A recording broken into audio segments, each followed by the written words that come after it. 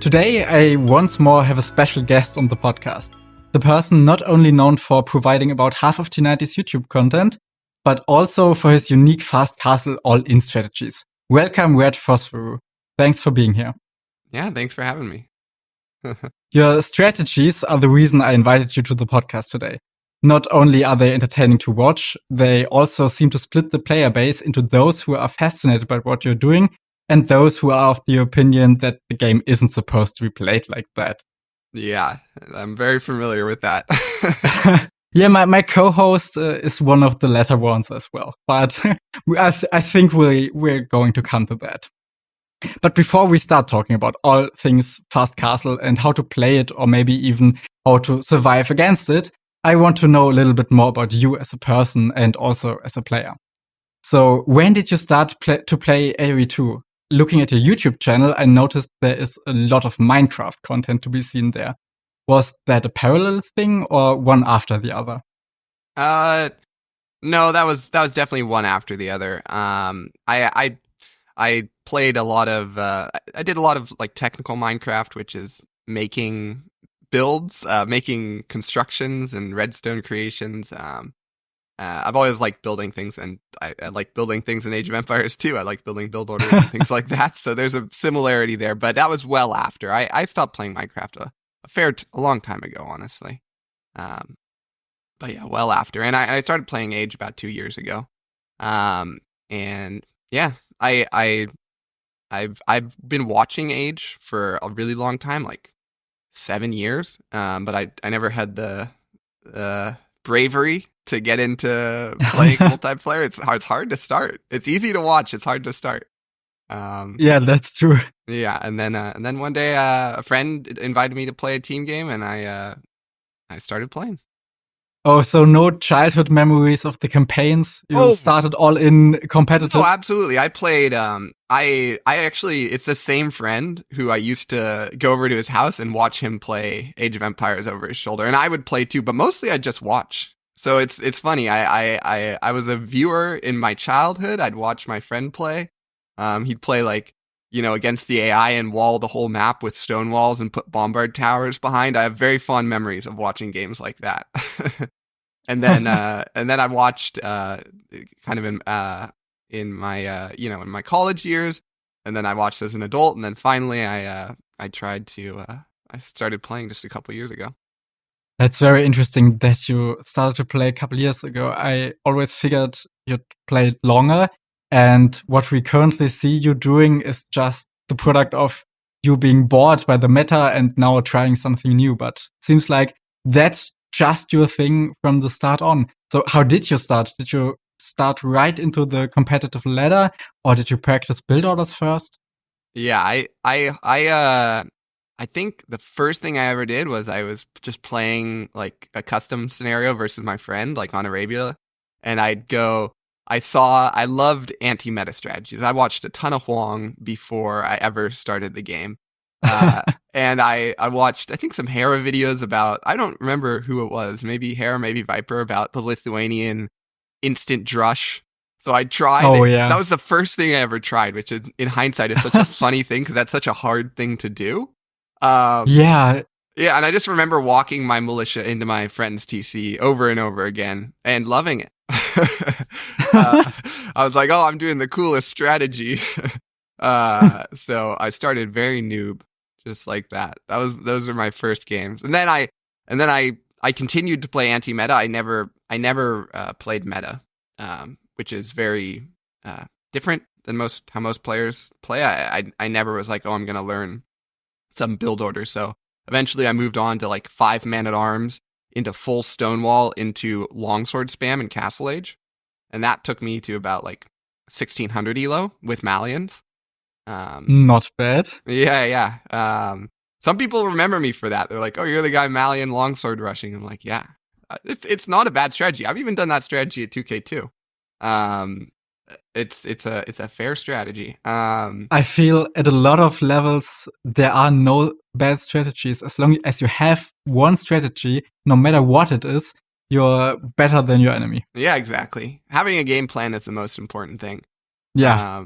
It's funny. Oftentimes people lame me in my games.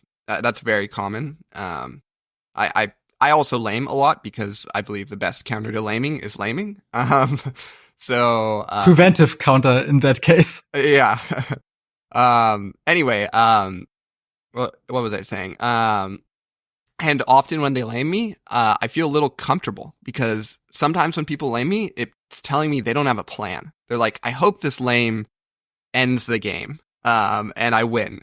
Because if I don't know what to do against this guy. So sometimes when I get lamed, I feel a little more comfortable. I'm like, this guy doesn't know what to do against this strategy. That's great. So yeah, definitely interesting. So the strategy is the most important part. What came after the Melian longswords? Because you said that brought you to about 1600, but that's not where you are today. Yeah. What did you try next? Yeah, so then I saw T90's You Pudding video. And I saw that. I just loved, I still love infantry. It's my favorite all-in to play. And I was like, that infantry unit is pretty similar to a Malian longsword, right? It's very resistant to arrow fire. And it will probably play by the same rules that I'm really comfortable with, because the infantry all-ins have basically special rules that you have to follow if you want to win with them. So I was like, I wonder how fast I could do that. That was my first question. I think when I saw it on T90's, You Pudding was doing like 28 pop up, or 30 pop up. And I'm like, can I do it faster? And then I found like 20 pop ups and 21 pop ups with Sicilian. And I just started doing those blistering fast castles. And, that got me to like, I think all the way to 2K off that. Yeah, and then T90 made a lot of videos, and then my elo tanked because everyone knew what was coming. So yeah, that was a really fun time though. I still love Sicilians, but there's some very glaring weaknesses in that strategy. Mostly, if they just go counter fast castles, Sicilians aren't very good against counter fast castles. So a lot of people would just go, counter fast castle monks, counter fast castle knights, and I'd struggle against that. All right. Before we go to the point you're currently at, let me in on those special things you have to take in mind when going for infantry strats. That sounded interesting. Yeah. So this is a very deep topic. Infantry is very unique in this game. A lot of people think infantry is bad, and I specifically think the longsword line is quite bad. But it's, most generic standard infantry. We're not talking about spears here or pikemen or halves. We're talking about the standard infantry line, and unique units that are somewhat similar to that. So those units generally are pretty slow if you compare them to knights or cav archers or even crossbow. They walk at about the same speed as a crossbowman. They generally don't have like a super high attack value. Like 9 is a longsword, and that's like lower than a knight. And they generally don't have a ton of pierce armor as well. So they get chewed apart by crossbows. So these three things are quite glaring weaknesses, and they make you play in very specific ways. For example, if you're facing Knight Monk, which is maybe the hardest counter to infantry in the game, the Knight player can run at you, kill a couple infantry, and when they get low, since you don't have a really high attack value, they feel pretty comfortable doing this. And when you get low, when the Knight gets low, they'll run back to their Monk and heal it up, and they'll get infinite value with their Knight. So that's called picking you apart. And that's infantry is very weak to that. Standard infantry is at high level. At lower level, people will not draw their Knight back, and you'll get some value. So you need to find ways to force fights against Knights. So oftentimes, if I'm playing infantry, I'll intentionally swing on, a stable, on a gold mine, on something with my monks next to me. So I'm trying to force a fight, get value with my monks, and stop the Knight player from feeling like they have the time to run away. So like forcing fights is very important versus Knights. So that's like one of the special rules you'll learn when you play infantry. And then like crossbow are the exact opposite. You'd never want to force a fight versus a crossbow player, because our infantry is about the same speed as them, which means we'll never really be able to catch them. So if we right click on the crossbow with our big ball of infantry, they'll just micro it back, kill all our infantry, and we'll lose the game. So against ranged units, often we do play the raiding victory condition, where we try to spread out as much as possible and spread his army out as much as possible. And crossbow don't like being spread out. And that's where we'll get value. We might even kill some of the crossbow if he spreads them out too much. So we need to make sure, like I was watching Hera try playing Eagles the other day, and he tried to force a fight by destroying a single building on the front with his opponent's crossbows behind. And I'll just spoil it. He lost this game. I would always, in that scenario, try to spread my army out, try to break in as many places as possible. Like I'd be knocking on like 10 or 20 palisade walls. And then once I'm breaking in, I'd never try to right click on the big massive cav archers, which Hera did 10 times in that game. Because that will just give them value. We're slower than them. There's no reason why he'd ever allow us to kill any of his cav archers if he's a good player. He'd just micro them back. So even high-level players, sometimes, especially with infantry, don't understand the rules, and it gets them into a lot of trouble. So yeah, that's a very deep answer to a simple question, like how do you play infantry? But it's very interesting. I think just the case of Eagles is very good to know, or to have those insights, because Eagles are the one infantry unit you actually use in a normal game. Yeah. So I use some other infantry units. People don't believe that they're real, but I think they're real. Yeah, but I know what you're saying, yeah. So that's nice to hear that even Hera isn't that onto infantry these days. Yeah, watching it was like a very fundamental mistake. I think it was like Hera versus, I don't know. I think it was Nacho. I was watching a Nacho game the other day. Yeah, just really high-level players don't understand all the rules in all-ins. Is very obvious when I watch high-level players. So what are those other infantry units you like to use? So we talked about the sergeants before, but it sounded like you got off the Sicilian route and picked some other strategies later. Yeah. So after Sicilians, I think I went straight to Romans and Dravidians for a short period of time. That's where I did the Roman Scorpion Rush. If you remember, you picked that up because I was playing that for a very short period of time. And then I didn't really understand how to play Romans back then. I've gotten much better. I think I really feel comfortable with Romans now, but I didn't back then. And then I went on to Malians, if you remember Siege Tower Gabetto. T90, a lot of videos about that, yeah. And then like Janissaries, Siege Tower, Ram Jan or Siege Tower Janissary. The hop in, hop out strategy, which the devs took out of the game not that long ago. They watched too many of T90's videos. They're like, I don't like what this guy's doing. I think nobody liked that. Yeah, no one liked it, exactly. So that hop in, hop out strategy was probably one of the strongest strategies I ever made. Specifically, Gabetto Siege Tower. That has so few answers from a generic civ. It's just extremely busted. It's good they took it out. And then what was that? After that, I think I went on to Burmese, and then Bengalis, I think. I mean, I've played so many strategies at this point, it's almost hard to remember. Yeah. And then it really starts branching out from there. I think Hindustanis was in between those two. Hindustanis, Bengalis, and then I start playing pretty much everything. Now I play Celts, Portuguese, Ethiopia. I play at least 2/3 of the Civ roster. I'd have to open up the game and start looking through. But it really, after I got comfortable with like Burmese, which I played for a really long time, that was one of my biggest and strongest strategies. I felt more comfortable just playing so many different units.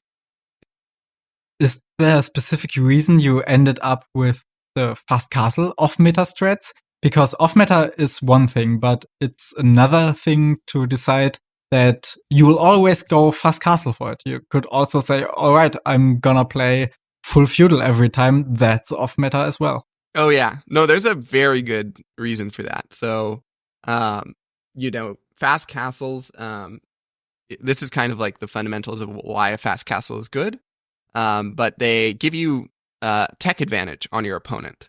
So that's one of their huge advantages. You spend basically in a fast castle, you trade an enormous amount of eco for tech advantage. So you've hurt yourself very badly. You're in a very deep hole that you need to climb yourself out of.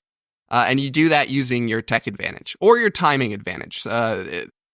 Sometimes people can get up pretty fast, and then you need to use your timing advantage. There's a couple advantages that come along with them, but the big one is tech. So if you think about it, like, how do you beat an organ gun with feudal units? It's not clear. You basically don't. Yeah, exactly. It's not clear how you do that. So that strength, that enormous amount of power that you get by stealing the tech advantage on your opponent, I think covers up for, mechanical or game sense deficiencies. Like, I'm not actually the most skilled, two control group micro player. Like, I probably couldn't play Spear Skirm very well, or Scout Archer, or any of these things.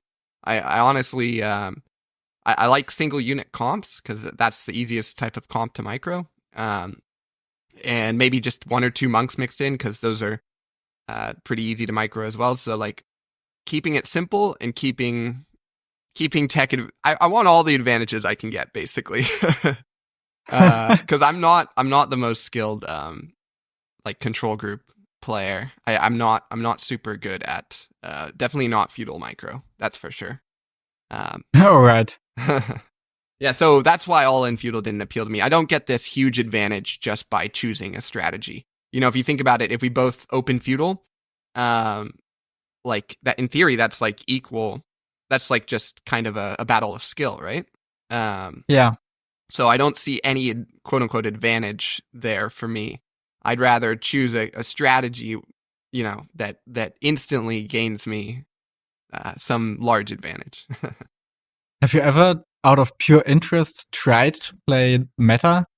Yeah? Yeah, I have. When I'm leveling, I have a couple alts, and I make new ones from time to time, and I usually level them up to around 2k2.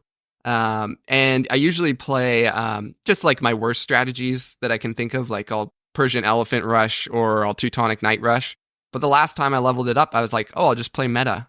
And I started losing games at around 1400. So that's so interesting. Yeah, it's quite interesting. 1400 is about 900 elo lower than where I usually sit. So that's pretty surprising to me, but also you could see it in two ways. You could see that as like very demoralizing. You could be like, oh no, I'm a 1400. Or you could see it in the positive and you could say, oh, these strategies, if you learn how to do them, gain you 900 elo. Yeah, you made something up that really, really works and is kind of unique, or was, until everyone else picked it up. Yeah. Have you been watching some of my games? Do you know what all my opponents do against me? Yeah, they just go FC because apparently there isn't a lot you can do against it otherwise, or they lame you or whatever. Yeah. But that'll be a topic for later, I think. Yeah. Before we're going to what one can do to play against you, we need to better understand what you are doing. So I have one more question about the forming of your strategy, and then I want to take more of a deep dive into the strat itself. Because what you are doing depends on a really clean build order. And learning build orders is usually a thing a lot of people either try against the AI, or other people just go into ranked, and if they lose, well, that's it. There are other games to learn from and try the build order again. How do you do it? Do you try it against AI, or do you just hop into ranked and hope it works? Yeah. So if I'm doing a really unique build order, I will try it against AI. And you know what? Let me roll back. When I started playing Sicilians, I would practice against AI, 20 times before I ever did it in ranked, right? So my build order would be very tight. It would be very perfect. And that was true for a long time. When I was playing those early strategies, I was very focused on a perfect build order. But recently I've done this so many times that I feel very comfortable even like improvising a new build order on the spot. So now I don't practice it as much in single player. If I was doing a very special build order, like for example, sometimes I try Khmer and they can do like 15 pop FCs. So that's a pretty unique build order. Normally my FCs are between like 20 and 24 pop. So a 15 pop is very different. So that one I might practice a couple times if I was going to do it in a tournament. but generally I don't practice my build orders that much anymore. I'll do it if I'm going to play a tournament. I might, and I have a special one. I might just do it once in single player, and get it good. But yeah, at the start I did practice a lot. So if you're learning these strategies, you definitely should be practicing a lot. You should practice it 20 times. You should have the timings perfect. I coach a lot of people, and the most common mistake that I see when I'm coaching is that they just don't know how to do the build order.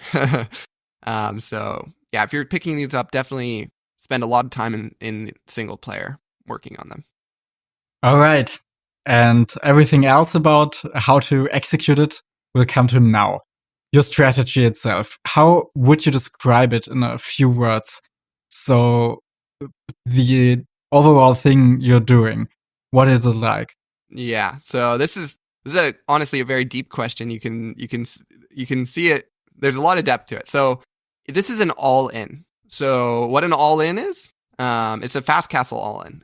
What it is that we're going to hurt our economy very badly. So this is the thing that I like. This is kind of a thought experiment that if your viewers will play along with me, I like to tell people when I'm coaching them. So imagine we start the game in feudal.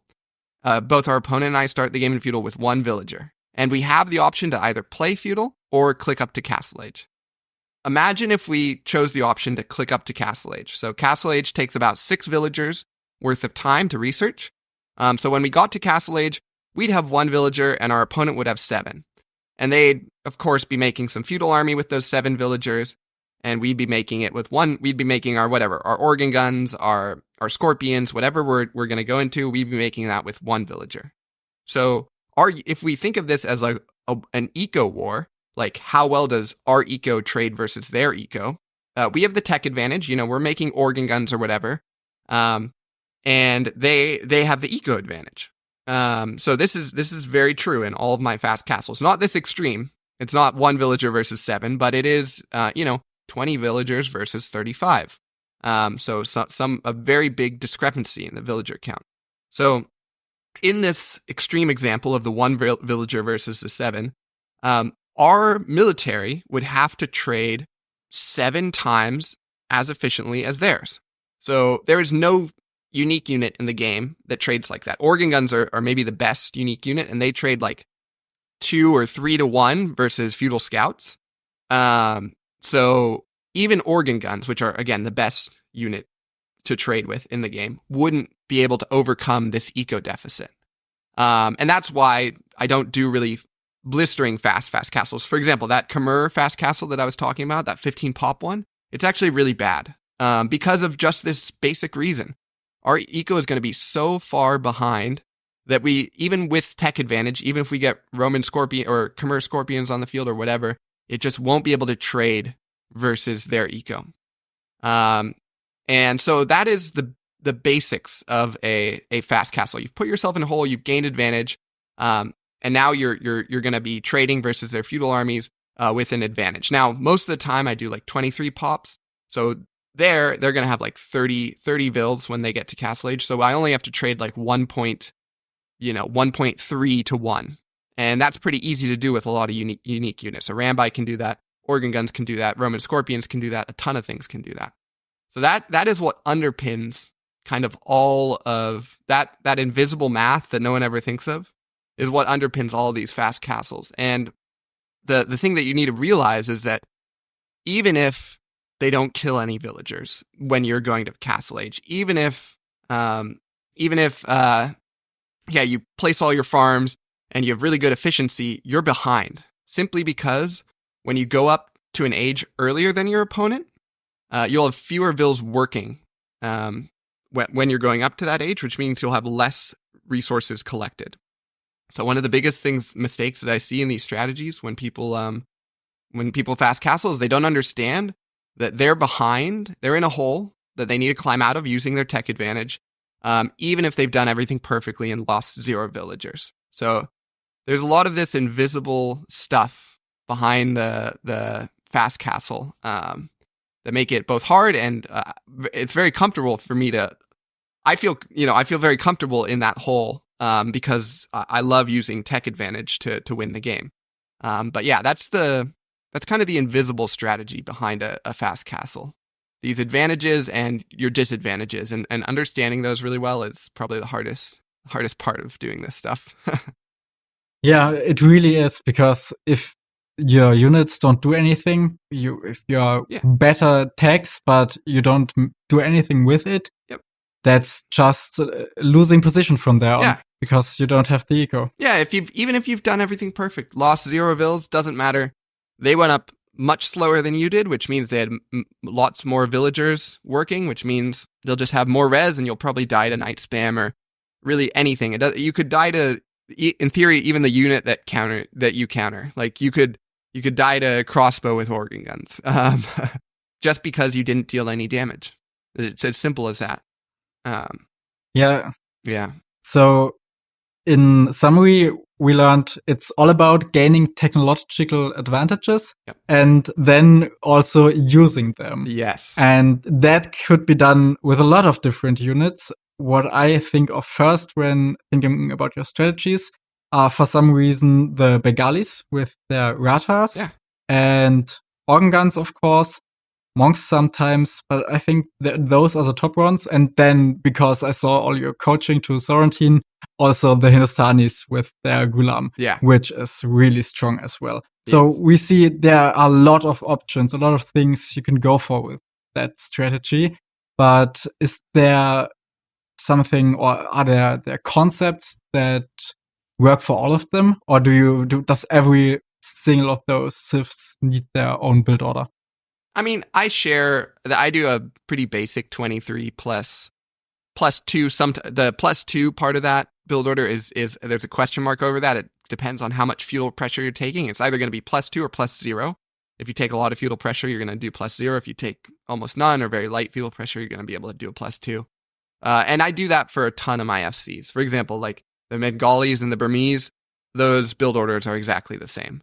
Sometimes if there's a civ with a unique bonus, like Celts or Portuguese, those have slightly different build orders, but it's very minor. It's going to be like 1 less on wood, 1 more on berries, something like that. I do think I have that posted under that how to FC video. So if you do want to see the build order, that is the exact one I do. It's a 23 plus 0 or 2. It's once you get the hang of it, it's pretty simple to learn. Yeah, that video I'll also link in the description of this episode, so everyone who wants to see it at this point can just click that thing. Just gonna say, some civs, like Romans, for example, they have a very unique build order. They're doing like a 21 no loom plus 2, and that's because we don't need a Mind Stone for a castle. So a lot of the FCs that don't involve castles, like Sicilians and Romans, they use a different build order. So that there is a small nuance there. Do you yourself favor those strategies with unique units from castles or those with other strong units? What do you rather play? I like all-ins. I like strong all-ins. So I don't really like playing Sicilians anymore because, what do Sicilians do versus FC Mangadai? I don't know. They die. So that's not very fun for me to play just because I feel like I don't have a ton of tools there. But I love playing Romans. They're one of my favorite civs to play. So it really just depends on the strength and how, the thing for me personally is how much it can be played as an all-in. For example, Bengalis are they're definitely like the strongest FC in the game, but oftentimes they don't idle their TC that much. And they usually play the late game. And that, not that that's bad. It's extremely good. They're very strong. But I love, for example, Burmese. Burmese oftentimes idle their TC and, spend all their wood on siege and monks and things like this and just choose to go all aggressives. And that really suits the playstyle of the Burmese. So I like the more aggressive FCs more than the more passive ones. But that's a personal thing. Like, I'm sure most people would probably be more comfortable playing the Bengalis than the Burmese. But not me. Is there one favorite civilization you have for the strategy? Oh man, that's such a hard question. I mean, I'm in love with the Malay right now. I've been playing them so much. That's a new FC for me. I just picked it up like 3 weeks ago. But yeah, it's an extremely fun FC. Yeah, melee sounds weird because on the one side you have those crazy uptimes to the bonus, Yep. and on the other side the karambit really isn't a strong unit. Oh, but you can get a lot of them. If you fought my Karambits versus your feudal age army, you'd think the Karambits were a strong unit. Oh, I did that recently, and it depends on how many those are. Yeah. No, you're right. The unit isn't like a sergeant, right? It's not an invincible to all feudal age things. It's weak. Exactly. It's weak to feudal archers, and you have to play around that. You have to get your siege forward quickly to counter the archers. But melee are great at getting their siege forward quickly, so there's not really a problem there.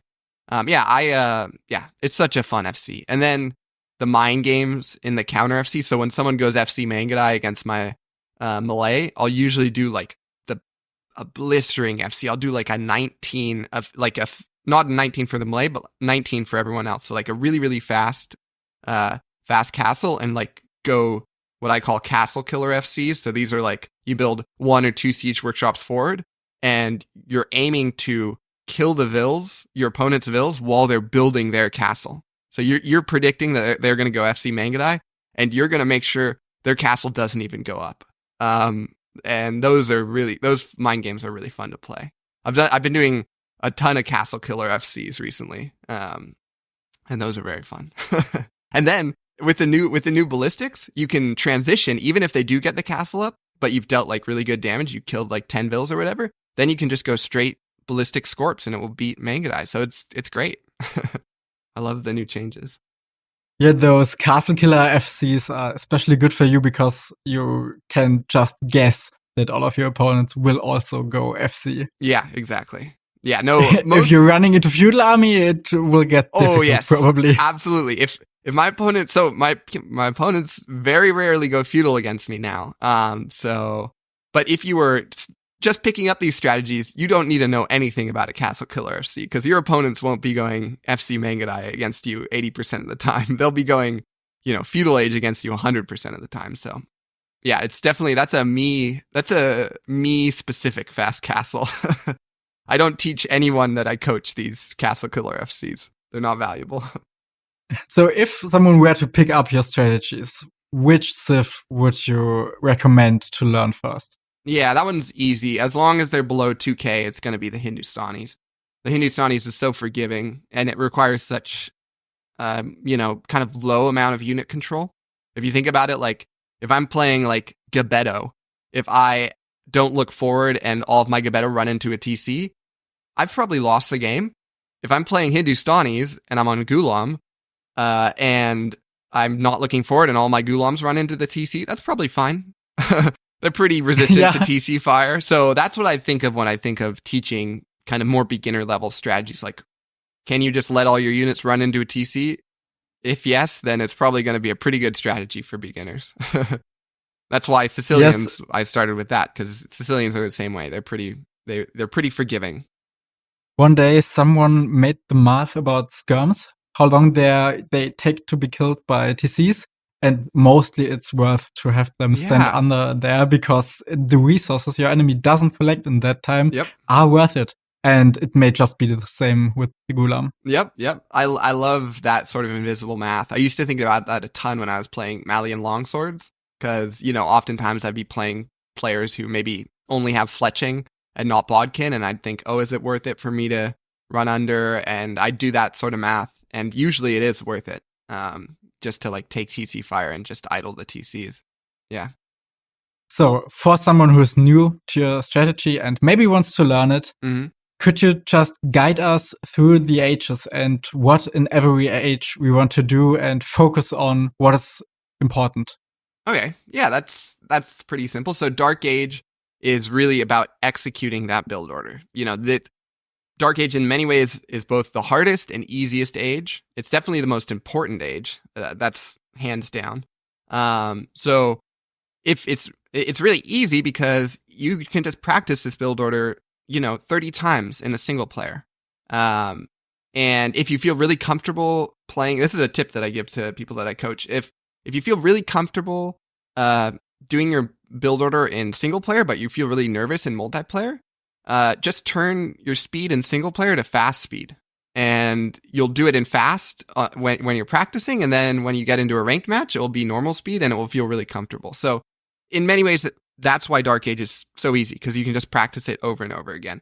In many ways, it's hard because this is where you'll lose the game. If you mess up the build order here, if you don't send enough to stone early enough, you could be put in a spot where you're not even going to have enough stone to build your castle. So are drushes ever dangerous to you? Yeah, drushes are absolutely dangerous. But at a certain level, and that would actually be much more dangerous to the lower elo players who don't know how to vil fight super well. But at my level, I know how to vil fight pretty well. And drushes are much less dangerous to me. But yeah, they are dangerous, that's for sure. All right, then onto the feudal age, I think, because that's the point where you're firstly, depending on if your enemy knows what you're doing, probably later than your enemy. And it's the time where you want to click up to castle age now. And also maybe you have to already defend against proper units that aren't just militia. Yeah, exactly. So yeah, feudal age is hard. This one is it. Usually your dark age will set you up for a good or bad feudal age. But even if you have a good dark age, if they really apply pressure, like I'm no stranger to people applying pressure. People either go FC against me or extremely fast. We're talking like 16 pop, Mongol, instant range forward, instant fletching. And that type of pressure can be really hard to learn kind of the rules of it. But you're basically, you want to click up to castle age and have enough stone to, when you reach castle age, or enough resources to sell, to buy stone, to place your castle. So that's kind of the overview of what we're thinking of on our feudal age. So sometimes that means we're going to be towering our stone to protect from that really heavy aggression. Sometimes that means, we have enough stone. Let's just vil fight on our berries for a while to get the last couple bundles of stone. We'll lose some vils on our berries, and then that will be fine. And then we'll have enough stone when we reach castle age. It's all of these different things. And usually we're basically weighing, we're trading timing. So for example, I think 1410 is executing my build perfectly. So we're going to trade a couple seconds there for maybe 1410 being when we are at castle age building our castle. So we might trade a couple seconds off that. So we might go to 1440, 15 minutes to ensure that we have enough stone. So when we're fighting on berries to ensure that we have enough stone, we might be, since our villagers aren't working on those berries, we might be taking a little bit more time to get that food needed, but we're ensuring we'll have enough stone. So it's kind of this trade-off between timing and stone in feudal age. And you have to do that math on the fly, and that takes a lot of experience, and that's not easily learned. Feudal age, especially really heavy early pressure, will when you're learning these strats, you'll lose a lot. You'll lose a lot of your games there. But eventually you'll learn the balance, and it will feel comfortable. I don't really feel uncomfortable when I'm playing those feudal age, and I have to do that kind of trade-off between timing and enough stone to build the castle. And I will also say that if you're doing these build orders and you're below 1800, you're not going to have to make any of these calculations at all, because people don't pressure you that fast down there.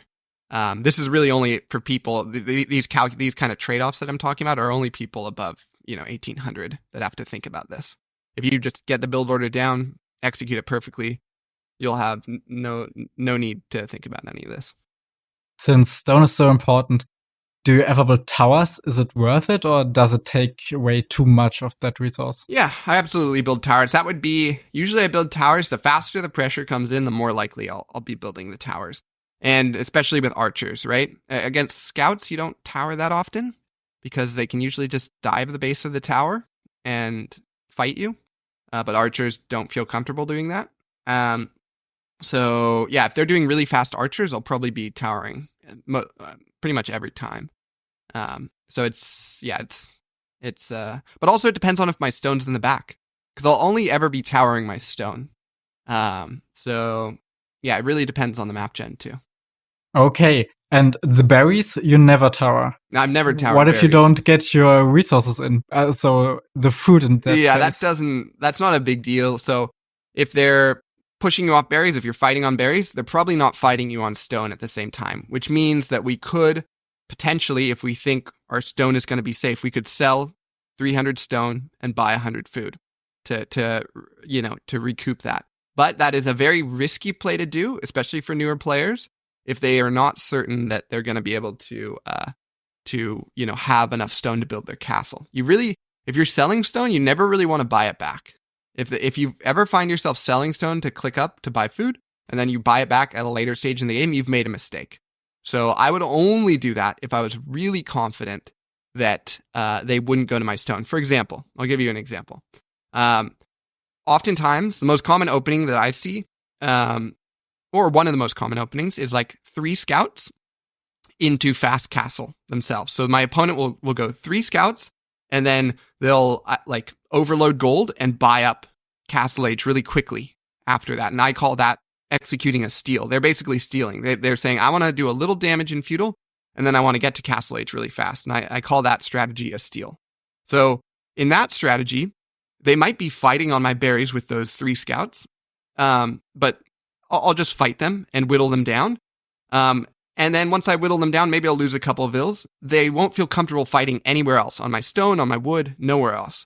So in that strategy, I would definitely sell my stone, because I know that they won't be able to pressure me off stone later, because they're going to have like 2 1 HP scouts, right? So there, since I'm fighting on berries, I might not have enough food. So I'd sell some stone to make up for that. And I'd feel comfortable doing that because I know that they're not going to invest more. But those sorts of calls are very hard to make as an untrained FCer. I wouldn't. I generally recommend not selling your stone if you're below 1800 to buy food ever. Usually, just sell 100 stone and 100 wood to click up, and that's that. This level of nuance is really only for the highest tier of play, honestly. Are those decisions more like educated guesses, or do you scout how many units your enemy makes, or if there is a follow-up to those 3 scouts, or is it just your experience at this point that your enemies just will go FC after those initial scouts? Yeah, it's definitely a lot of that. So it's a lot of just experience that I know that that's what they're going to do. And also, like, if you think about it, like if I'm just going FC Gabetto, for example, it would be a very unwise play to play all-in feudal scouts against that. That would be very bad. So I respect my opponent enough to know that they're not going to stay on these scouts, right? I respect them. They just wanted to get some damage with them. So that's an educated guess, but also, they're up so much faster than me that I will often see if they're going on a 4th or 5th or 6th scout before I have to make the decision to sell my stone. So I'll already know whether they've because I see 1 scout, 2 scout, 3 scout, and then there's a huge pause, no more scouts. They're just moving around, microing those 3 scouts. That's a very easy tell, like 100%, they're not making any more scouts. And then I would sell my stone there. So it's both. It's experience, and it's also reading what they're actually doing. Okay. And you also said that in those cases, you might lose a few wills on berries. How many lost villagers are acceptable in feudal age? And when do you say, okay, that's it, can't do it anymore? Yeah, so that's something that when people watch my stream, they're very confused about. They're like, Red, you have 12 villagers versus all-in feudal archers. Why are you playing on? And I'm like, this guy's lost the game. I can tell it already. I'm playing Gulams. He's playing archers. He's dead. So the answer is it depends on their pressure. So, like, I'm thinking of a specific game when I was saying I was on 12 vills versus feudal archers and then playing Gulams. That person chose to do they did an all-in feudal. I just know from their timing. They were like Britons or something. And they did double range forward, instant fletching, idle their TC, spam as many archers as they could, and kill as many of my vills as I could. They were hoping that I wouldn't have the stone to build the castle. They were wrong. So in that game, I'm really comfortable losing a lot of villagers, because if we think about that invisible equation that we were talking about at the start, usually it's if they were actually macroing their economy, they'd have like 33 vills at this stage of the game, 35, 40 maybe even, and I'd have 20, 22 or something. But since they're not, since I can feel that they're doing an all-in, they're on like 20, 19, 18 villagers, and I'm on 12. So that's actually pretty normal. That's a normal game state for me. That's like a 2-to-1 trade. So it really depends on how all in they go, how many vills you're comfortable losing. But I'd say in general, if they're not idling their TC, you should feel comfortable if you lose 3 or less villagers. That'd be a pretty normal feudal age. Now we arrived at Castle Age with something between 10 and 20 villagers. How does the game look from here on? Yeah, hopefully you're not at 10 villagers. I chose that as a very extreme example, just because sometimes it's nice to look at the extremes. Usually in Castle Age, I'll have between 19 and 25 villagers. That's kind of a more normal spread. All right. Yeah, so how does it go from here on? So this is, in many ways, the hardest part of everything. So Feudal Age was hard, making those decisions. Although if you follow the build order and you're below 1800, you won't have to make any of those decisions. But now you get into if you are below 1800, you are going to have to make some very real decisions about how you want to pressure this person. So remember, we're in a hole. If we sit back with our units and just like mass them under the castle, which is maybe the most common mistake that I see, like, I'll be watching someone playing Ghulams and they just have their gather point set, 2 tiles in front of their castle, and they're massing to 10 Ghulams, and then they go forward and they're met by, 10 knights, and they're like, oh, I've lost the game. And I'm like, of course you lost that game. You didn't understand the invisible math, right? You're behind. You need to deal damage with your army. So, what I tell people is that most often you win the game with the first 3 units. So that will decide the game. So those first 3 units going forward will deal an absurd amount of shock on their eco. Think of like an organ gun getting on your gold mine. Like that's a huge problem if you're on feudal archers. Like you're going to have to walk all of your vills off that gold. There's no other option. You could maybe, send some vills to go die fighting the organ gun if you want, or walk them. Those are your 2 options. So like that 1 unit just probably won you the game by dealing, that's called shock damage. When you walk villagers but don't kill them, I call that shock. And so we will deal an absurd amount of shock. So if they're trying to get up to castle and there's organs in a ring around their TC and all their villagers are idle under the TC, that we've won the game there. So it's about dealing that shock or more permanent damage, which I call bleed, which is like killing villagers. This is from an old style of D&D. There's shock and bleed. Those are the 2 types of damage you can do. Basically, one's temporary and one's lasting. So killing villagers is bleed and temporary is shock. Anyway, if you deal an absurd amount of damage right at the start, when they're trying to go up to Castle Age, that's usually what you're thinking to do. That's how you're trying to win the game in early Castle Age for you. But so that's the simple answer. We're trying to deal, either shock or bleed, a lot of it right at the start of Castle Age, and then it gets really complex based on what they're doing. For example, if they're stonewalling, how do we deal that damage? If they have towers spammed everywhere, how do we deal that damage? If they have a really big ball of feudal archers and we're in sergeants, what do we do? They're starting to kill our sergeants with feudal archers. How do we deal damage? So there are all these nuanced, there's all these, there's 1,000 different avenues of how to do that damage versus 1,000 different responses that they could be doing. So the most extreme case of that would be your enemy being stonewalled fully. Yeah. What do you do against that? I mean, you're standing there, you have a few units. In the most cases, no siege units. And I think the eco almost never allows for an immediate siege workshop, including the units that should come from it, while also building from the castle, right? So That's generally true, although it depends on how much damage we've taken. So oftentimes I do have an instant, especially if I'm playing infantry civs, I really prioritize getting that instant siege workshop going. So I'll maybe seed, 2 or 3 less farms than I normally would, which means I'll produce less, gulams, less, less gebettos or karambits, and I'll prioritize that siege workshop forward. So oftentimes the answer is just a really fast siege workshop forward. I usually send a siege workshop build forward with either my second or third round of production out of the castle.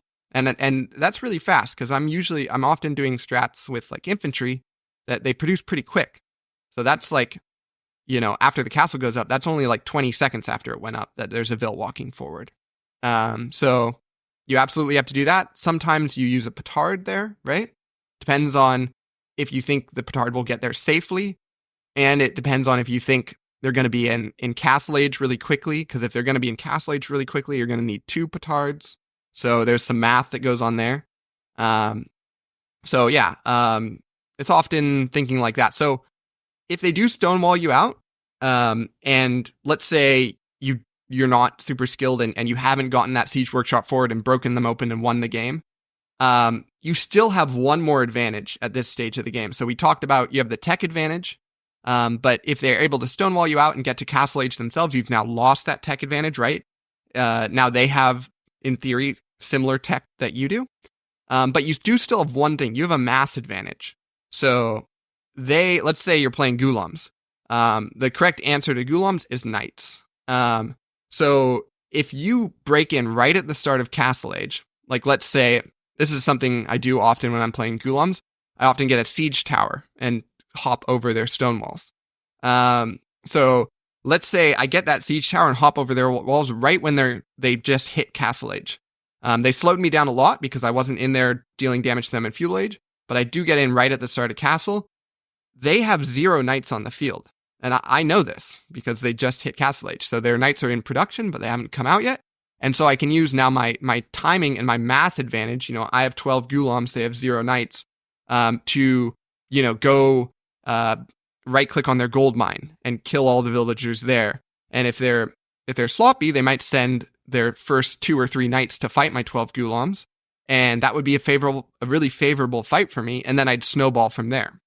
So that's me using the second advantage that you have in these FCs, which is a massing advantage where you've, even if you haven't dealt damage in their feudal age, you still have more military units on the field than they do. So that's just another avenue of your advantage.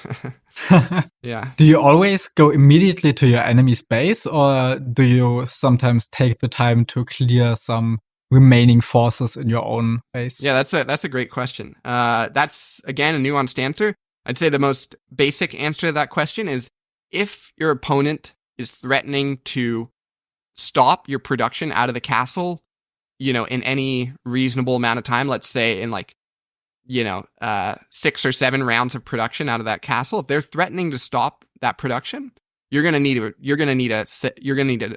either use your reinforcements to fix that problem, or not have sent forward in the first place and just massed and then attacked your opponent's feudal age army. For example, I'll give you an example.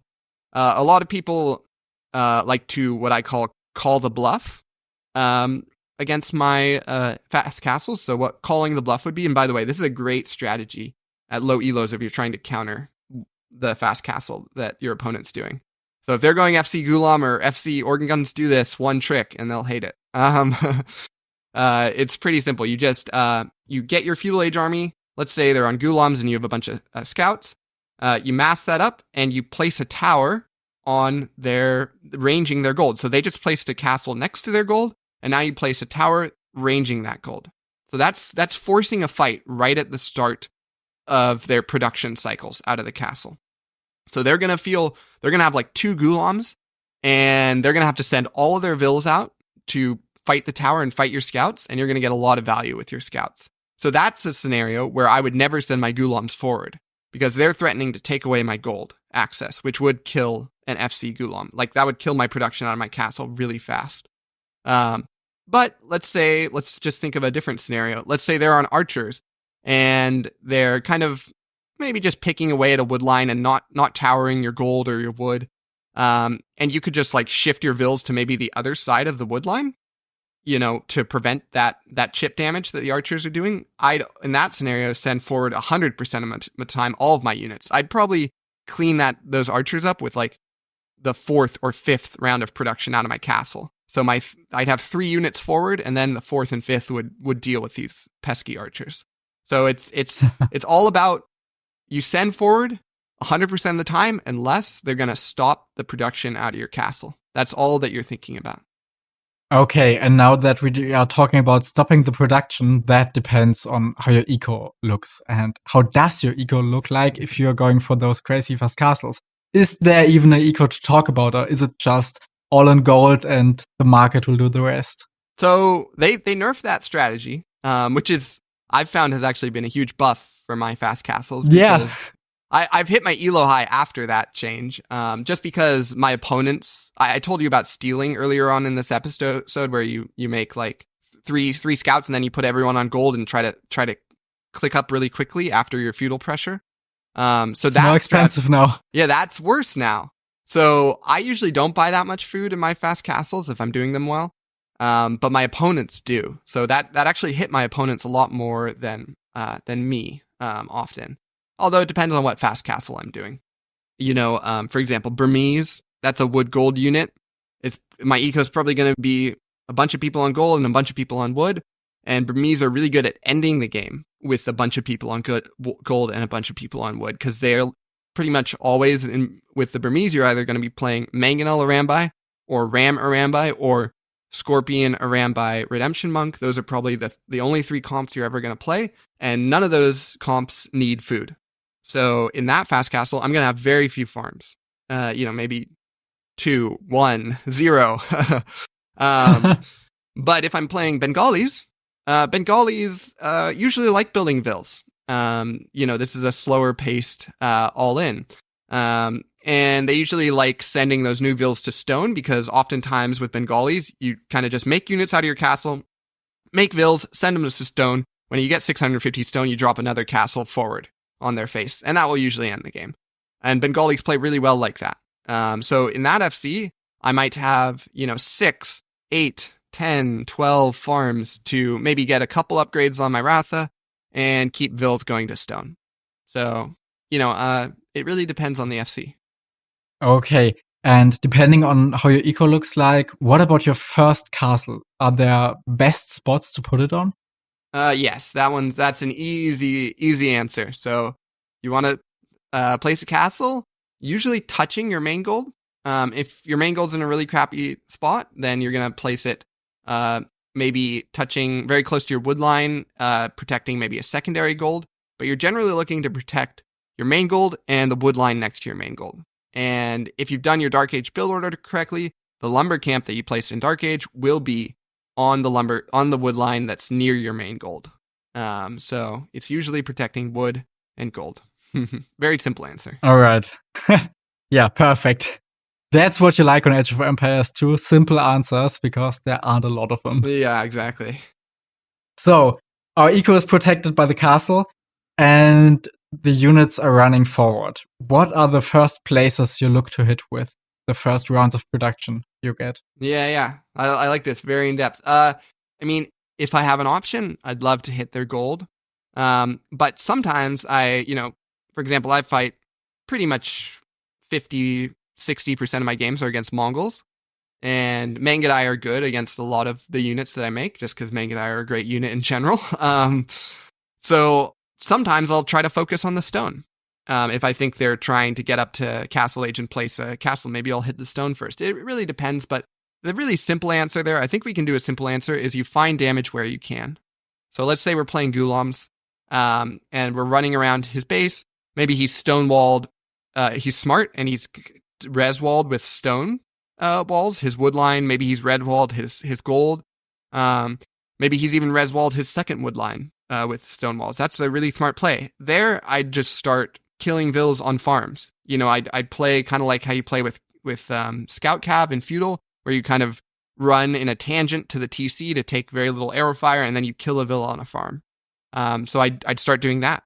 But if their wood lines were open, if their golds were open, they didn't have stone walls, then I'd just start killing everyone on the wood line, killing everyone on the gold. So it's really, you have to be opportunistic, and you have to actively, this is another really hard thing that people struggle with when they're learning these. You need to actively engage in what's called looping. So oftentimes when people do fast castles, they send all their units forward. They see, let's say there's a main gold that's palisade wall, that has some palisade walls or some stone walls. They're just going to right click on maybe the camp, maybe the palisade wall, and send all their gulams to there. Just let's swing through this, let's break this camp, and then maybe we'll kill the villagers. That would be a huge, huge mistake. Simply because they have no clue what's going on in the back of their opponent's base. He could have 2 wood lines back there that are entirely open.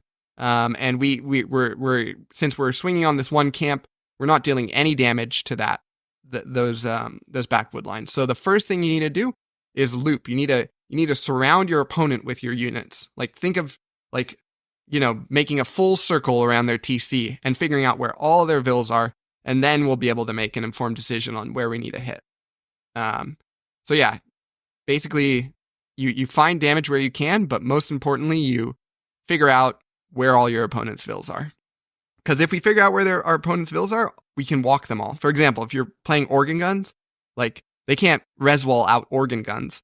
So if we just execute a basic loop, just one circle around their TC, we've probably walked their wood line, their gold, their second wood line. Maybe if they were on stone, we've probably walked that. We've probably walked all their villagers. They're all under the TC, and we've won the game.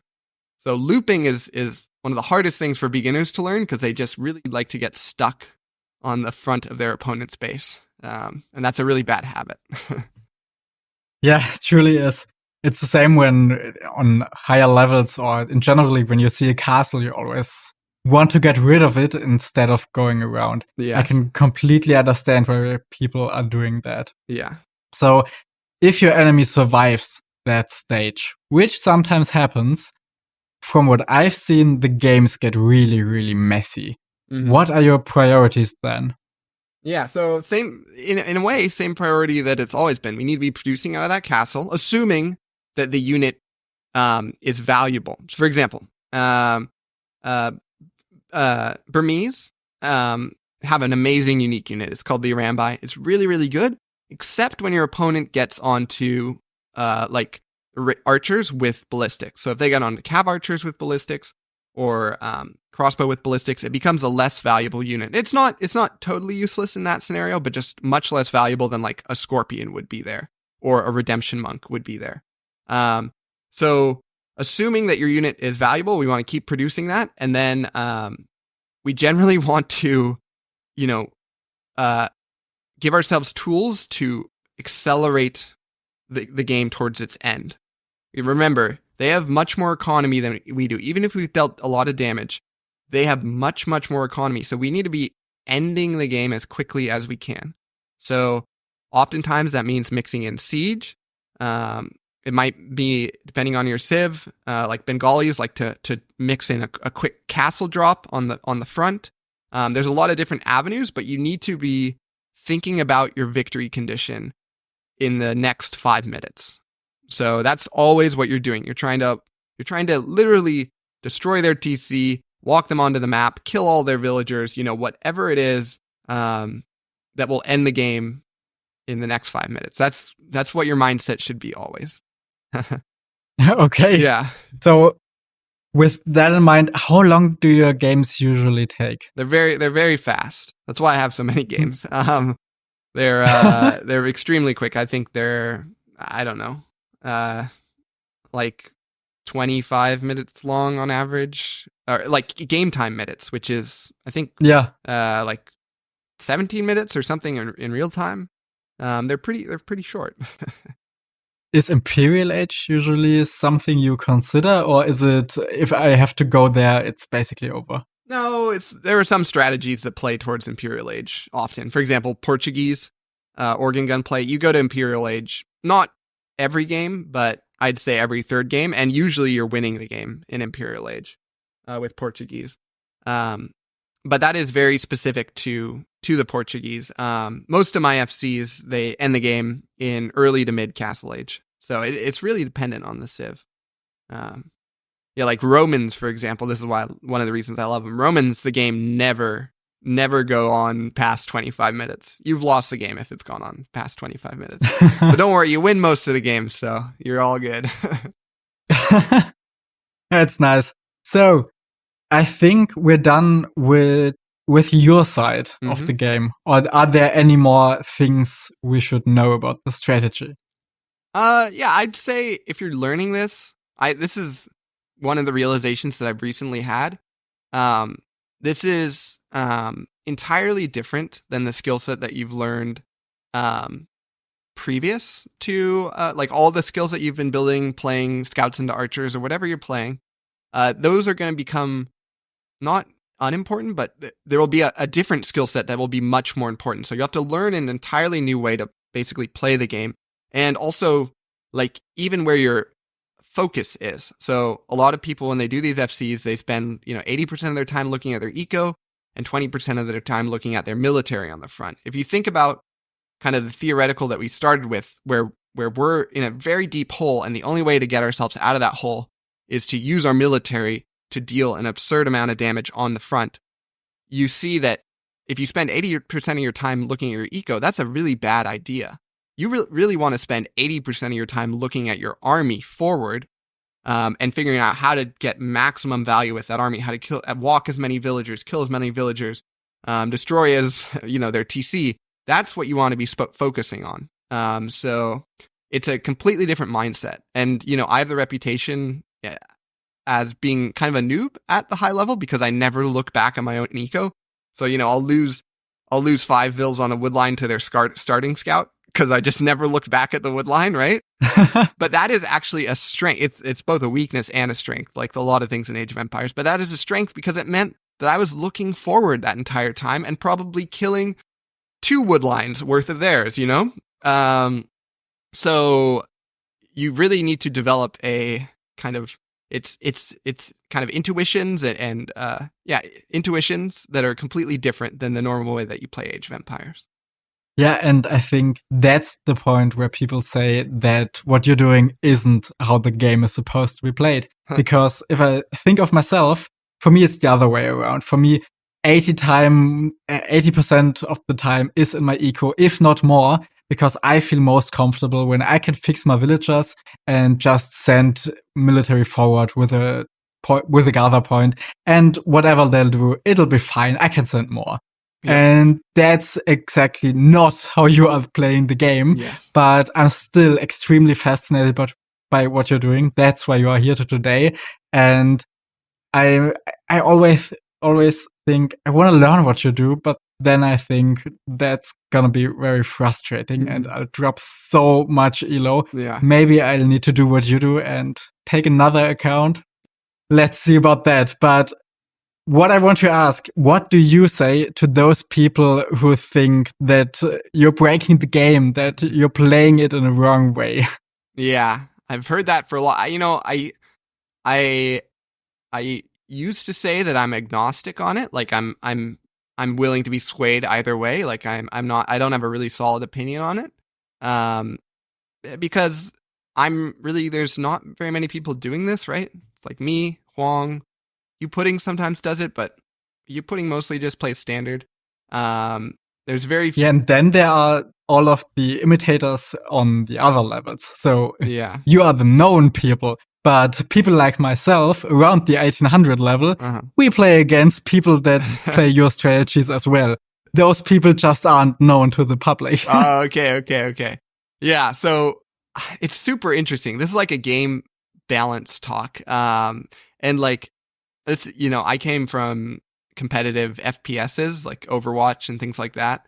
And there was always this kind of tension that, do you balance your game for the top 1% of players, or do you balance it for the bottom 99%? So like, if these FCs are a problem in the lower levels, but are quite bad at the high levels, does that mean they need to get nerfed? And that's a really interesting, super complicated question, I think. For example, like Franks haven't been nerfed, but they're really, really good at low levels. So like, but they're not very good at high levels. So kind of they're like fine at high levels, but they're not exceptional. So it's a really interesting discussion. Anyway, I just say I think we need more people at the high level trying these strategies before we could decide on whether or not they're really problematic for the game. I mean, when people say this is ruining the game, most of the time it rings a little hollow in my ears because the only reason I ever started playing this game was because of Huang. So for me personally, this is the game. Like, this is what I enjoy doing. This is what I enjoy watching. The meta stuff, I wouldn't be playing Age of Empires if it was just meta stuff, if that was the only thing that you could do in this game. So for me, it's a very easy answer. No, it's not ruining this game. It's drawing people in. I think if you look at T90's viewership about Huang and stuff, like a lot of people seem and to... you, yeah, sure, me. But a lot of people seem to like watching these strategies. And then there's this whole other dynamic with Age is that there's more viewers than players. So like, should we prioritize what viewers like or what players like? And that's a really complicated question too. So I'm still kind of, maybe agnostic on it. I'd say, I think we need more high level players playing this type of strategy. And by the way, high level players like are missing out on a huge opportunity, and very few high level players have really dedicated time to picking this stuff up. But like, most of the time I get countered by like FC Mangadai, which is a terrible FC to do if you're going to face feudal pressure, but it's pretty good against resisting my strategy. So like, if you are Hera and you can play Malay, Karambits, and they feel as though they can only go FC Mangadai, you've won the game, right? Because you can just go anything. You could go Spear Skirm, you could go, Scouts Archers, and you'd win the game on the spot. So like, there's a huge opportunity for professional players to gain a lot of elo. That's what my next question would be, because I heard T90 say, and he says it often, that the only strategy that works against you is to go fast castle yourself. Yeah. Because you just can't do anything else. Yeah. And yet, we don't see the pros go FC every time on Arabia because there isn't a counter to what you're doing. Are they just not doing it because they don't want to learn it? Or what's the point here? What's happening? Yeah, it's funny. The pros do go FC on Arabia every time when they play against me. Yeah. But why don't they do your strategy against others? Yeah. No, it's really funny. It's because of what we were just talking about a couple of seconds ago. That whole alternative way of playing the game, the 80-20 stuff, where you need to spend all of your time looking forward. And there are, again, these special rules. Like, for example, at the start of the stream, we were talking about Hera being really bad with like controlling. I don't mean to beat up on Hera, but like, just not understanding what to do with his infantry units, right? With those eagles when he was swinging on one spot instead of swinging on 10 spot. That's kind of a fundamental misunderstanding about what to do in an all-in with infantry, and it will lose you the game on the spot. So pros probably don't feel super great when they lose the game on the spot, due to one, I'd say very basic kind of mistake.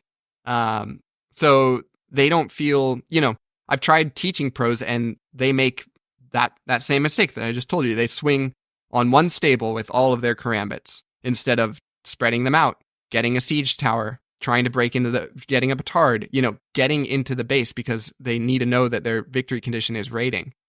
They simply don't understand that that's their victory condition. They think if they place farms, amass karambits, that'll be good enough. But again, this is a different way of playing. So I think it's an uncomfortability with this alt way of playing, and uncomfortability with all the rules that are involved, because there's a lot of rules. Depending on what FC you're doing, there's a ton of different unit comps that you need to know. There's a ton of different like types of engagements you're allowed to take, types of engagements you're not allowed to take. A ton of different victory conditions. So it's kind of it's literally just it's an alternative path of playing Age. And it takes a lot of time to learn that alternative path. So I think because of the amount of time investment it takes, pros are less willing to learn it. But I'd just say just hop on an alt and spend some time learning it. That's what I'd tell them to do. Do you think they'd have to learn it if just one of them takes the step and goes for it? Oh, would they have to learn? Would everyone have to learn how to play like it? Yeah. Well, if one of them goes ahead, takes the step. Yeah. Let's say Winchester did, picked Malay and went all in karambits. I think if he did that every game, then his opponents would probably just start going like FC Mangadai or something on him, right? Like what people do against me. So in that way, they wouldn't have to learn anything, because if you know your opponent's going to 100% do karambits, you can just go Mangadai, and that will probably be pretty good for you. But then if Winchester, went feudal in response to that, then he'd win the game every time. So yeah, they might have to learn it, honestly. Yeah, they might have to learn how to play it if one person did, but no one's invested that much time. I think Lewis invested the most time, and he invested, I think, around 4 or 5 hours into learning this. And I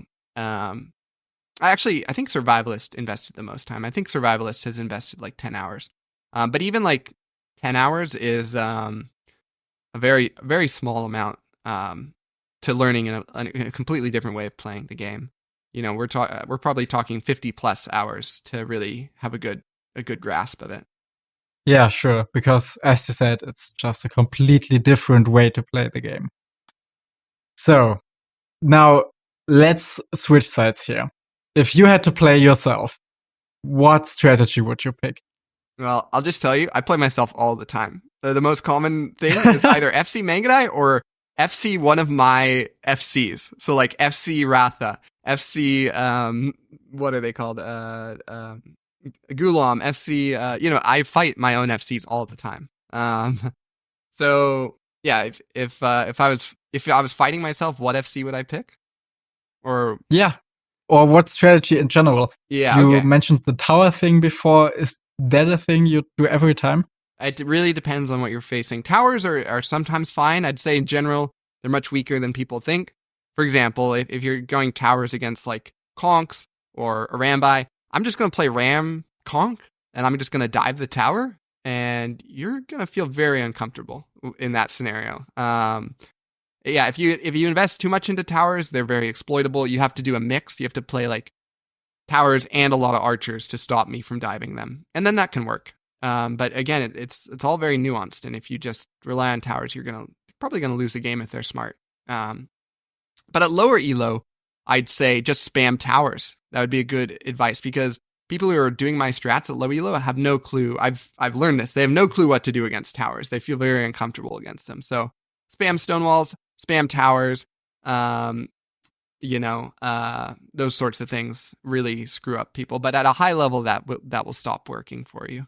In general, I'd say the generic answer to my strategies would probably be what we were talking about earlier, which is calling the bluff. So invest into a lot of feudal army, and then when they place their castle on their gold, tower it instantly, like while the castle is going up. And make sure your tower isn't in range of the castle. And then they're going to be forced to send all their villagers and maybe a couple units out of the castle to fight. And you should probably win the game right there. So calling the bluff is that's the strategy of where you place the tower. The bluff is that the castle protects you a bunch, and actually it doesn't protect you at all from a tower. So that would be a really good strategy to employ against a lot of my FCs. Some of them it won't work against. For example, you can't do that against organ guns. They'll just sit under the castle fire or dive the tower. It doesn't matter. They'll just kill all your feudal army because organ guns are super OP. Same thing with Ratha. Ratha can fight feudal armies extremely well. Calling the bluff probably wouldn't work super well unless you had a lot of skirms, and that would be a smart thing to do against Ratha. But it's very nuanced. Now we're getting very kind of granular. Do archers or scouts give you a harder time? That would be my question. It completely depends on the FC, right? So if I'm on organ guns, I fear seeing scouts much more. If I'm playing Gebettos, Gebettos, then I fear archers much more. So it depends on which FC you're facing. I'd say archers counter maybe more of my FC units because they counter most of my infantry units, which I really like. Although they don't counter ghulams, so don't do archers versus ghulams. And they counter some of my cav archer FCs, like Arambai and Bengalis if you're making skirms, not archers. So yeah, it really depends on the FC. All right. Is there anything else you'd recommend to people who are frustrated by facing your strategies? Yeah, I'd say do anti-meta things. So if you're playing someone that you know is going to do an anti-meta strat, do an anti-meta strat yourself. For example, there are people on the ladder who only vil fight me in Dark Age. They'll just pick a civ that's good for that, maybe Goths, maybe Berbers, and they'll send all of their vils forward and fight me, and we'll just be a vil war through all of Dark Age. And I've faced that strategy enough at this point that I'm pretty comfortable there. I'd say I have like a 70% win rate against that type of strategy. But if you think you're a more skilled player than your opponent, then you'll probably win that game, 100%, 90% of the time, a lot of the time. So choose things that are anti-meta. Douche your opponent. These are choose strategies that kind of, in a way, have their own rule set that maybe the person doing the fast castle doesn't know. One of the most interesting counters that is actually a very difficult counter to answer is a feudal age douche as Sicilians with one tower to maybe hit a woodline or their stone or something like that, and then produce sergeants out of it. Because oftentimes douches turn into vil wars, and sergeants, even feudal age sergeants, are really good in vil wars because they only take 1 damage from villagers. I've actually lost to that strategy a lot. It's a hard one to answer if you're going fast castle. Yeah, it sounds really difficult. Yeah. So anti-meta strategies, I'd say, are the best answers to these things. I think if you're looking in the toolbox of meta things to do, you're not going to find very many tools. Yeah, it sure seems like it. Yeah. So much on that strategy. But are you working on something else currently? Maybe water build orders? You told me before that water isn't your strength. Is it maybe something you could work on, or no interest at all?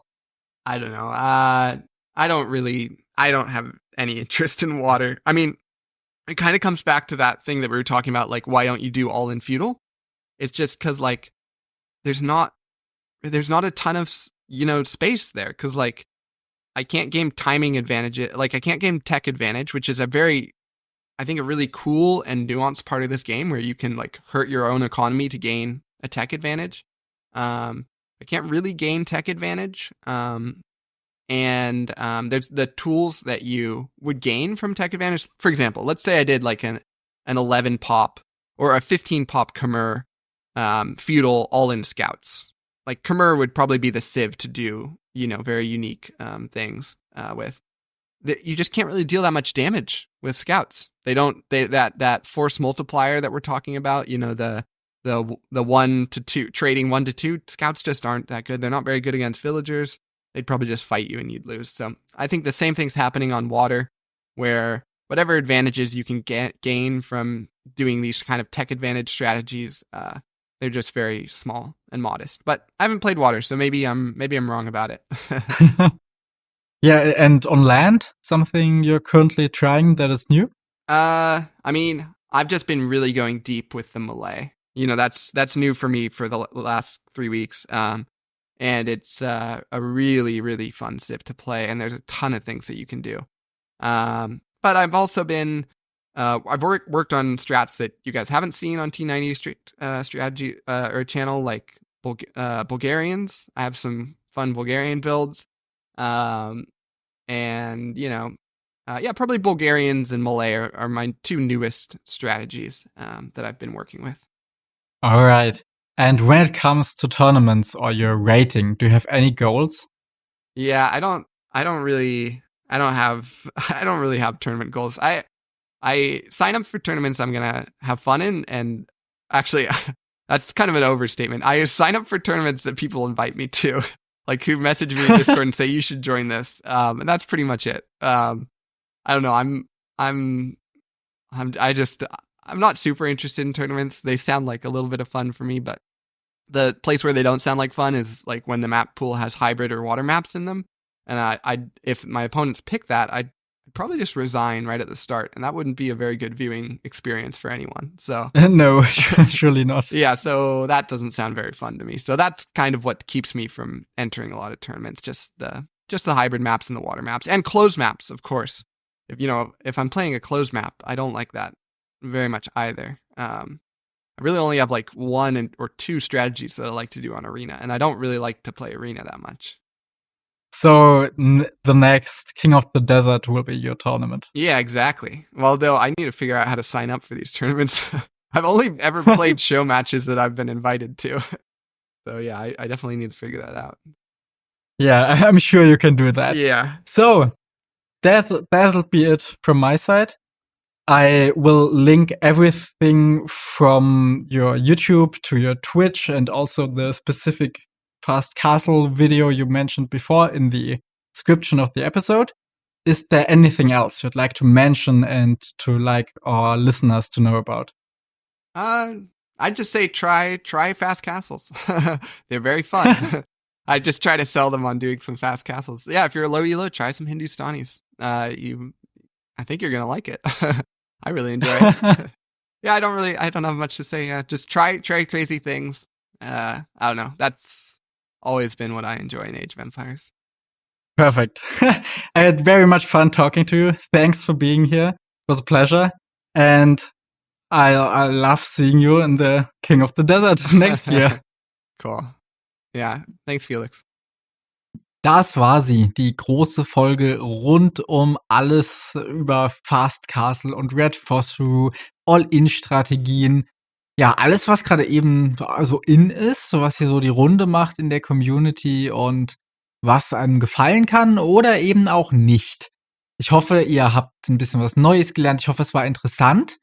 Und ich hoffe, es hat euch so gut gefallen, dass ihr das, was wir hier in dem Podcast-Projekt machen, vielleicht auch unterstützen möchtet. Wenn das so ist, kann ich euch empfehlen, neben den ganzen Links zu Red Phosphorus Content in der folgenden Beschreibung auch denjenigen zu unserer Steady-Seite herauszusuchen.